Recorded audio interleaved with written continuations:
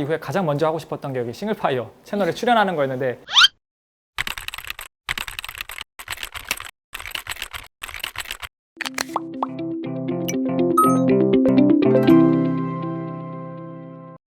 안녕.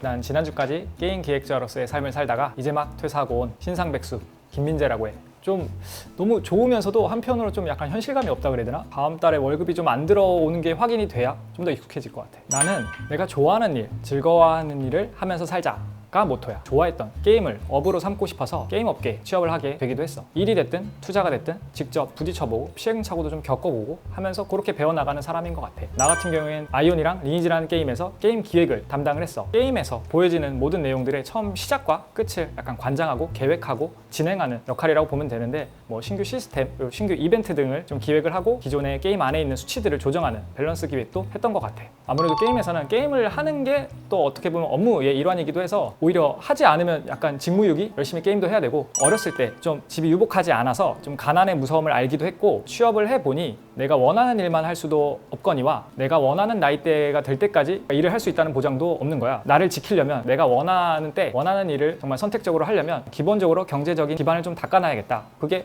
궁극적인 목표였어. 내가 퇴사를 하기 전에 이제 회사를 방문해서 이제 짐을 챙겼던 적이 있었는데, 나는 사실 지금 이전에 회사를 너무 들어가고 싶었거든. 5년 동안 너무 즐겁게 좋은 분들도 많이 만나고 좋은 기억들이 많은데, 짐을 정리하면서 내가 내 발로 나가는 이게 마음이 좀 울컥한다고 해야 되나? 그러니까 그때 좀 믿을지 모르겠는데 좀 났어. 일하는 것도 너무 재밌었는데, 사실 게임 기획자라는 꿈이 20대 때 꿈이었다라고 하면 난 이후에는 사실 내가 해보고 싶은 새로운 경험들, 도전하고 싶은 것들이 있는데, 내가 계속 회사를 유지를 하면 내 본업은 언제나 게임 기획자니까, 내 뒤에는 항상 회사가 있으니까 라는 생각이 내 간절함의 발목을 잡을 것 같은 거야. 생계나 이런 부분에 대해서 고민 없이 내가 원하는 걸 좀 선택하고 도전할 수 있는 환경을 만들어 놨으니까 이쯤에서 한번 회사 생활은 쉼표를 찍고 좀 다른 것에 도전하고 싶어서 나오게 됐어. 나는 9년 전부터 여자친구랑 같이 재테크를 해왔어. 순자산 18억. 현재 자산 구성은 부동산, 아파트 2채 있고 현금성 자산 1억. 대부분 미국 배당 주식에 투자가 되어 있어. 매월 배당금을 세후 30만 원 정도 받고 있어. 일단 나는 내 인생의 가장 큰 목표 중에 하나가 내가 이번 생에 모은 자금을 다 소비를 하고 이 세상을 떠나는 거. 내가 가지고 있는 순자산 18억. 이걸 어떻게 하면 효율적으로 100살까지 잘 소비를 할 수 있을까? 라고 생각을 했고, 좀 검증을 한번 해본 게 있었어. 최근 20년 동안의 물가 상승률 2.3%, 그리고 아파트 자산 상승률이 5.5%, 그리고 S&P 500 상승률이 6.1%인데 경제 위기가 올 수도 있고 좀 최악의 상황을 대비를 하려면 18억을 모두 다 계산하기보다는 5억은 떼고 한 13억 정도만 계산을 해본 거야. 한 번 더 보수적으로 하기 위해서 자산 상승률은 4%로 계산을 했어. 그렇게 했더니 연간 3,300만 원씩 쓰면 100살에 어느 정도 내 자산이 제로섬이 되더라고. 월로 따지면 275만 원 정도. 이만큼을 써야 되는데, 나와 여자친구가 2020년 동안 한 해 소비했던 금액은 1,750만 원 정도거든. 둘이 합해서. 계획대로 가려면 지금의 소비를 1.9배 정도 늘려야 돼. 소비가 너무 부족하네. 그치. 우리의 지출 계획은 소비를 기존보다 좀 늘리는 목표이기도 해. 그리고 거기에는 국민연금이라든가 배당금은 포함되어 있지 않아서 실제로는 그것보다는 조금 더 여유 있지 않을까라고 예상을 하고 있어. 내가 36년 정도 나라는 사람으로 살아보니까 내가 가진 에너지 총량이 어느 정도인지 좀 가늠이 되더라고. 나라는 사람 한 명을 케어하기에도 좀 쉽지 않은 그런 사람인 것 같더라고. 자녀가 있으면 내가 자녀한테도 내 아내한테도 에너지를 온전히 다 쓰지 못할 수도 있고, 그렇게 되면 모두 행복하기 어려울 것 같은 거야. 그래서 좋은 아빠이기보다는 좋은 남편, 좋은 동반자가 되기로 결심을 했고, 또 자연스럽게 증여할 대상이 없다 보니까 번 금액은 다 소진하고 떠나자라는 목표를 세울 수 있었어. 가장 많이 했을 때가 93.5% 정도였었어. 이게 가능했던 이유 중에 하나가 우리 회사에서 이제 복지카드 1년에 250만 원을 제공을 하는데 거의 그걸로 생활을 해. 한 달에 한 2, 30만 원씩 그 카드로 쓰기 때문에 실제로 내 카드가 나갈 일이 거의 없기도 해. 공과금 내고 뭐 세금 있으면 세금 내고 그런 정도? 내가 원해서 쓰는 것들 중에서는 사람들 만나면 그때 식사 대접하거나 뭐 차 대접하거나 그때 그렇게 쓰고, 그 외에는 잘 안 쓰는 것 같아. 커피는 거의 안 사 먹지. 거의 믹스? 도보권에서 살고 있었어 갖고 회사 근처에. 그래서 교통비도 안 들고. 근데 월세는 물론 나가지. 월세도 올해 2월부터 살았기 때문에 그전에는 거의 뭐 지출이 없었지. 내가 이렇게 또 저축하는 삶을 유지할 수 있었던 원동력 중에 하나가 여자친구가 나랑 비슷하거나 나보다 더한 친구기 때문에 데이트를 하거나 할 때도 꼭 좋은 음식을 먹거나 하는 것보다 둘의 취미가 또 걷는 거거든. 많이 걸어 다니고 밥을 먹고 꼭 커피를 사 먹기보다 편의점에서 행사하는 커피 하나씩 사서 하면은 2,000원?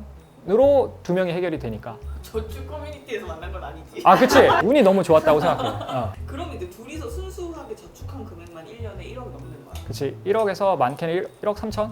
까지 몇 년 동안 모았지. 전 게임 기획자니까 게임 용어 중에 전투력이라는 표현이 있어. 전투력이 높을수록 갈 수 있는 던전이 다양해지고 몬스터한테 공격을 받아도 쉽게 죽지 않고, 반대로 전투력이 낮으면 갈 수 있는 데도 제한되고 쉽게 죽을 가능성이 있지. 나는 자본주의 시장에서 자본은 곧 전투력이라고 생각을 했거든. 내가 한 달에 100만 원을 저축을 하면 100만 포인트만큼 내 전투력이 상승하는 기분이라고 생각을 했어. 어떻게 하면 한 달 한 달을 내 전투력을 좀 상승시킬 수 있을까라는 고민에서 시작을 했고, 그러다 보니까 이제 3가지 원칙을 세운 게 있었는데, 일단 첫째로는 소득은 올리고 소비는 줄이자. 뭐 연봉이 늘어나거나 뭐 보너스를 받거나 그럼 소득이 늘어나잖아. 그럼 그때 기분이 좋아서 지출이 같이 늘어난단 말이야. 소득이 늘어나도 저축할 수 있는 금액은 비슷하거나 오히려 적어지기도 해. 근데 나는 오히려 큰 돈이 들어오거나 연봉이 오르거나 뭐 보너스를 받게 되면 그날은 좋은 거를 먹고 뭐 좋은 걸 사고 이게 아니라 오히려 집에 와서 라면을 먹어. 내 초심을 좀 잃지 말자는 나 혼자만의 의식 같은 엄청난 돈이 아껴지기도 하고, 이게 또 약간 탄력을 받기 때문에 한번 소비하게 되면 어느새 돌아봤을 때 통장이 돼 있잖아. 두 번째가 진짜 필요한 소비와 있으면 좋은 소비를 구분하는 것이었어. 뭐 병원비 혹은 약값 이런 것들은 정말 내 건강에 관련된 거니까 진짜 필요한 소비잖아. 그래서 이 부분에 대해서는 아끼지 않고, 우리 현대인의 필수품인 핸드폰도 진짜 필요한 소비야. 하지만 이 핸드폰이 꼭 최신폰일 필요는 없지. 그리고 꼭 데이터 무제한 요금제를 쓸 필요가 없단 말이야. 요거는 있으면 좋은 소비. 이렇게 구분을 하니까 훨씬 돈을 모으기도 용이하더라고. 그래서 나는 지금도 핸드폰을 갤럭시 S10을 쓰고 있고 알뜰폰 요금제를 쓰고 있어. 세 번째 같은 경우에는 부색 소비를 경계하자. 비 오는 날 파전을 시켜 먹는다던가, 밥을 먹고 당연히 카페에 가서 커피 한 잔씩 산다던가, 그리고 영화 보러 가서 팝콘과 콜라를 항상 반드시 또 들고 들어간다던가, 이런 것들이 나는 부색 소비라고 부르거든. 짜여진 듯이 소비를 해야 될 것만 같아서 이런 것들만 피해도 한 달에 생활비가 크게 줄어드는 거를 경험할 수 있겠더라고. 내가 11년 동안 일을 하면서 월급을 다 써본 경험은커녕 50% 이상 써본 적도 없어. 나는 진짜 어렸을 때 넉넉지 않게 자라서 이 가난의 무서움을 알아. 돈이 없으면 원치 않은 일들을 해야 되고 원치 않는 사람들과 원치 않은 시간을 보내야 되는 게 얼마나 되게 무겁고 고통스러운 시간인지를 너무 잘 알아서 나를 보호하기 위해서 돈을 모으기 시작한 거였거든. 하다 보면 뭐든지 적응하기 나름이고 또 재미를 붙이면 또 딱 추진력을 얻잖아. 가계부라고 해야 되나? 이번 달에 예적금이 어디 들어가 있고 뭐 펀드에 얼마 들어가 있고 상승률이 저번 달보다 얼마 있고, 이걸 항상 기록을 하는데 이번 달에 왜 저번보다 덜 모았지? 그럼 원인 파악하고, 더 모았으면 아 이렇게 해야 더 모을 수 있구나, 이런 것들 하면서 내 생활 양식도 좀 파악을 하고 이 수치로 보이니까 더 재밌는 거지. 대출을 2억 정도 받았고 지금 현재는 거의 대출이 없는 상태야. 재개발이 어느 정도 진행된 입주권을 매수를 하게 됐어. 월급 모아서 언제 집 사고 차 사느냐, 티끌 모아 티끌이다 라는 말이 있는데 나는 그 월급을 모아서 여기까지 온 거라서